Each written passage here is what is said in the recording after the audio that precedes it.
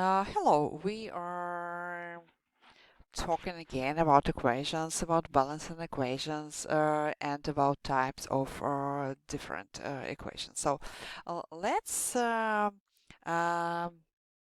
pay attention to the parts of equation. As you know, any equation is the simplest way to um, show that their law of conservation of matter is correct. That's why we balance every time our equation. But I think I didn't mention that chemical equation is abbreviated way to using symbols to represent a chemical change.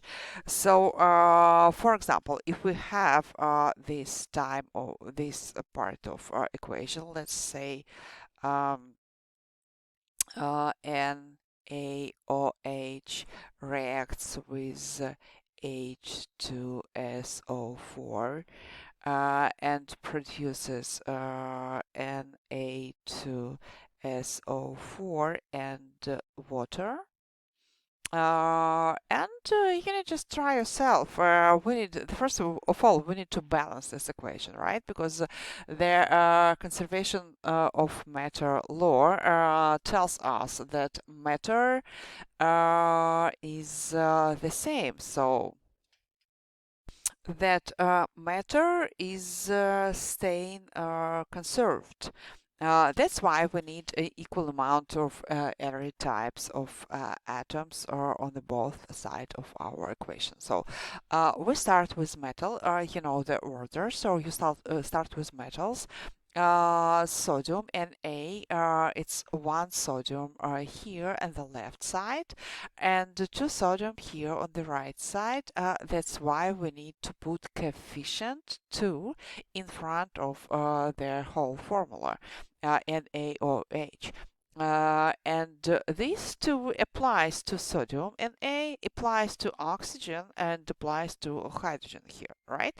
So that gives us additional perspective of amount of atoms. So after we need to calculate non-metal, right? So non-metals are here sulfur, hydrogen, and oxygen. And we start with sulfur because you know the rules. I gave it to you. So sulfur, non-metal, not hydrogen, not oxygen. Then we will need to balance hydrogen then and then oxygen. So sulfur.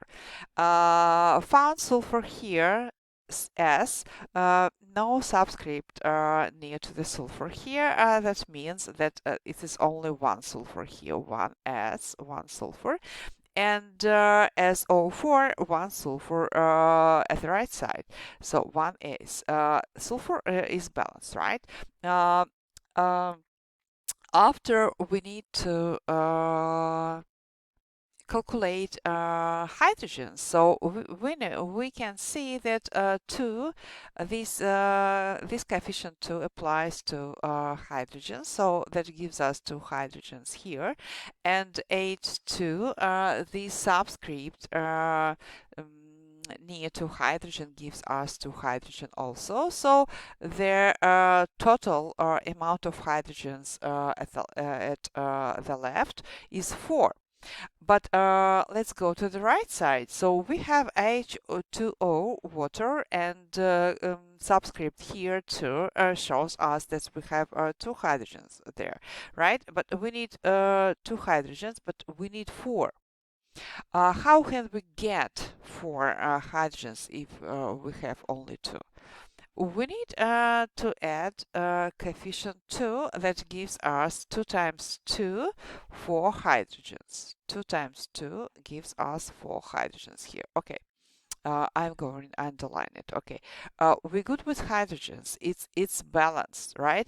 Now only oxygen left, and I need to recount oxygen from both sides of our equation. So 2 applies to oxygen 2, that gives us 2 oxygen, and H2SO4, the subscript 4 gives us 4 oxygen. So in total at the left side it's 6 oxygen atoms. So, but let's go to the right side.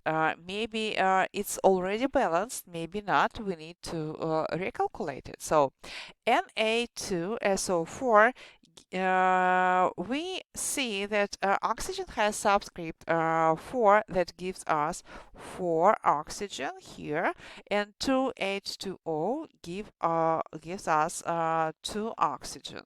And the total amount is 6 oxygen. And comparing, we can see that the amount of oxygens are equal here. And don't forget the rule, recount every atom when you think that your equation is already balanced, right? So I am going to start with sodium, Na, 2 sodium, okay, and at the right side there is 2 sodium here, perfect, okay. Then S, 1s here at the left side, and 1s at the right side, okay.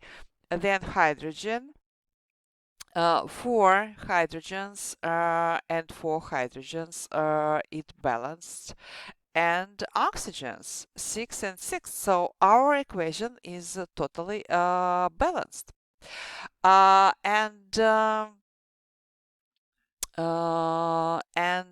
This equation, the final equation will be like this. Na2SO4 plus 2HO4, right? So, and as I mentioned before, there are 2 parts here. The left part,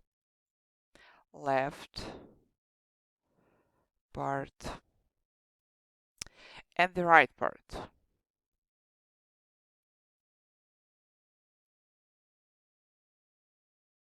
Right part. Okay, and between them, we can use an arrow like this, right? And typically it is arrow, right? So what does that mean actually? Okay, the left part shows us a formula of reactants. Reactants.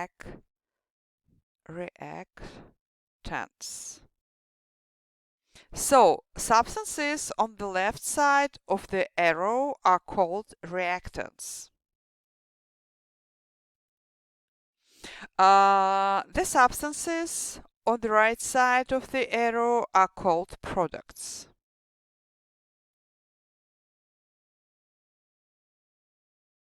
Okay, so parts of equation, just summarize that.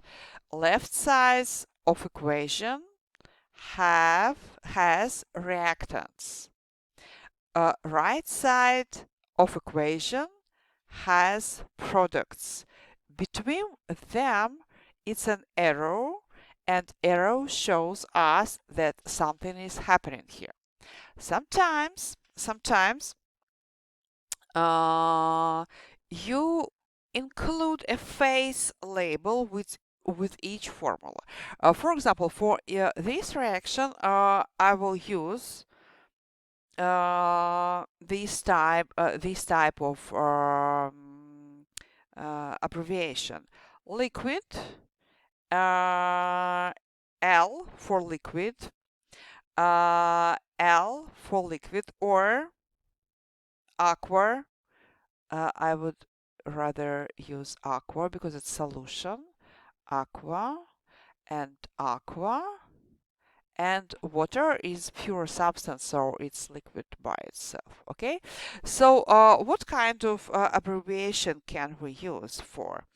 We can use S for solid, solid. Mhm.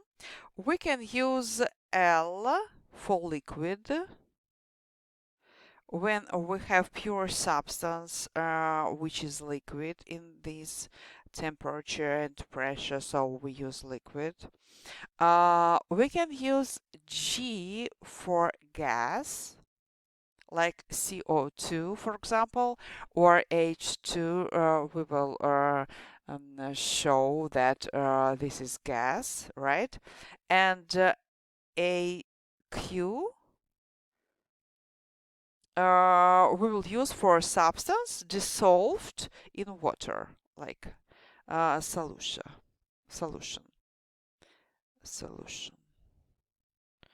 water solution.